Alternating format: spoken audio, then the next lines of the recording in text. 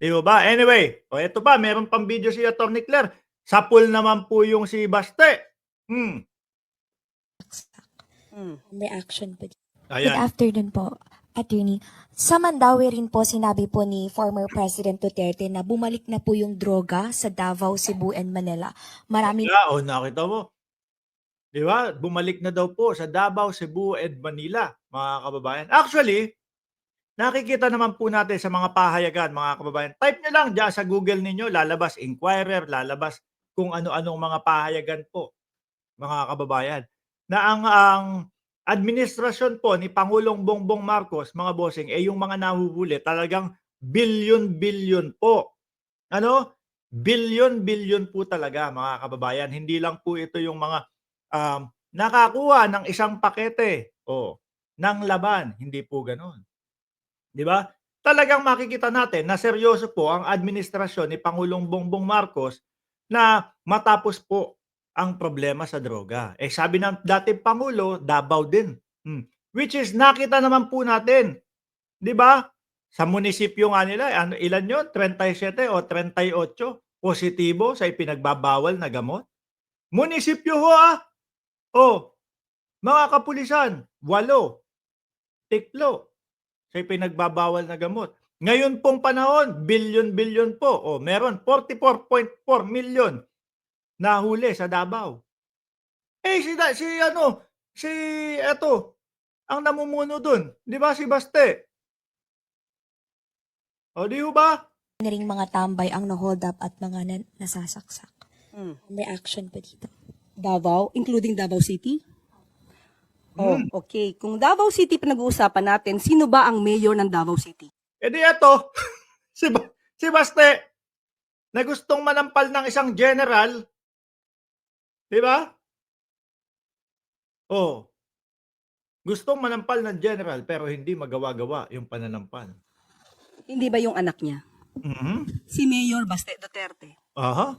So, ang ibig bang sabihin nun, napaka-inefficient ng anak niya? Mukha naman po. Kaya nga po, ang nakikita ko dyan, mga kababayan, pwede pa naman tumakbo si Baste ng isa pang ng ilang termino pa sa pagka-mayor. Pero bakit to? Si dating Pangulo na ang tatakbo. Kasi alam niya na hindi kakayanin yung kalaban. Ano po? Siguro iniisip ng mga Duterte, naku po, wala na nga ang Pilipinas sa atin. Kakaunti na lang ang naniniwala sa atin. Mayayari pa yung tinatawag nating baluarte na Davao. Kung si Baste ang ipanlalaban, malamang sa alamang po, ligwak yan. Tapos sa mga nakita po kung paano niya pinamunuan, 37 o 38 positibo sa pinagbabawal na gamot.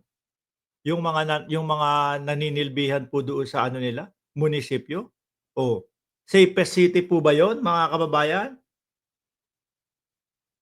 Safest city po ba? May napakaraming naninilbihan sa munisipyo, tapos nagdudurog ho.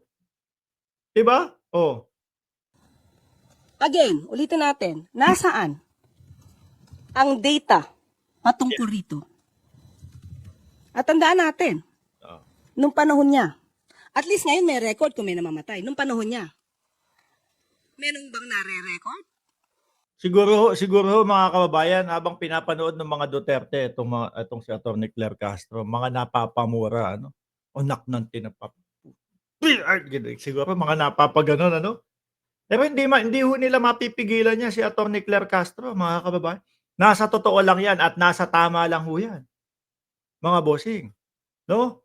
Tingnan niyo po yung ginagawang mga intriga ng mga DDS, yung mga Duterte. Magbibitaw si dating Pangulong Duterte ng, dumadami na naman, talamak na naman ang droga sa Pilipinas. Yun nga ang tanong, nasan ang datos, nasan ang data, no? Para magsilbing, kumbaga, patunay niyan. Kung walang patunay, wala. Intriga, issue, ganyan lang yan. Baka tinatanim pa o itatanim pa. Di ba, Rego? Sabi, puro joke-joke na lang sila. Correct. Baka itatanim pa o magtatanim pa lang. Di ba? Kasi tayo kapag sinabi, pag kami nagtanong dito, Mark, nasan yung sinasabi mo na madaming nahuhuli sa panahon ni Bongbong Marcos na mga droga. I-type natin dito. Ito real time. Ita-type ko.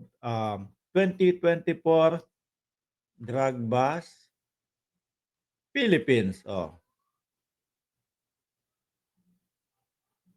Kailangan makita to. Saan ba dito? Tama ba to? Yan, 2024. I-scroll ko na lang. Balik tayo dito. Tanggalin na muna natin si Baste. Mag-share screen tayo. Ito. Ayan. Maliit Ayan. Di ba?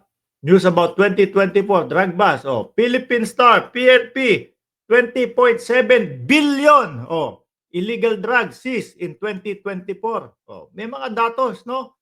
Merong mga naipapakita. PBBM's bloodless campaign net 2.7 billion illegal. 2024 din. Diba? Parehas lang yata yun. Nandiyan pa. 1.8 ton drug worth 230 million pound inside. 2024. 1.8 tons on meth. Meron pong mga talagang ebidensya, mga kababayan. May mga nahuhuli. Yung sa kanila, dumarami na ang droga. Asan ang datos? Asan ang ebidensya? Wala. Lang nawawalang mga tao. Tanong lang natin yon. So, dapat yun siguro, alamin din niya. Pero as of now, sabi nga natin, anak niya ang namumuno sa Davao City. Bakit ganun ang kanyang lungsod? Ayan. Alam niyo, mga kababayan, mahaba-habang sakit ng ulo ng mga Duterte. Ang nakikita ko po kay Atty. Claire Castro. Kasi matapang po lagi pong nasa tama at lagi pong nakabase po sa ebidensya, mga bossing. Yan, no? Sa mga susunod, bukas po, mga kababayan, paggising nyo, naka-live tayo ng alas 11 ng umaga, ha? Hintayin nyo lang po dahil meron na pong mga bumabatikos na po kay Atty. Claire Castro. At yun po yung mga ipapakita natin bukas na umaga. Paggising nyo po, hindi yata nagustuhan ng mga yon. Ano? Isang malaking tawag dito. Actually network no? Pero hindi ko pa masabi kung kabuuan ba nung relihiyon na yun.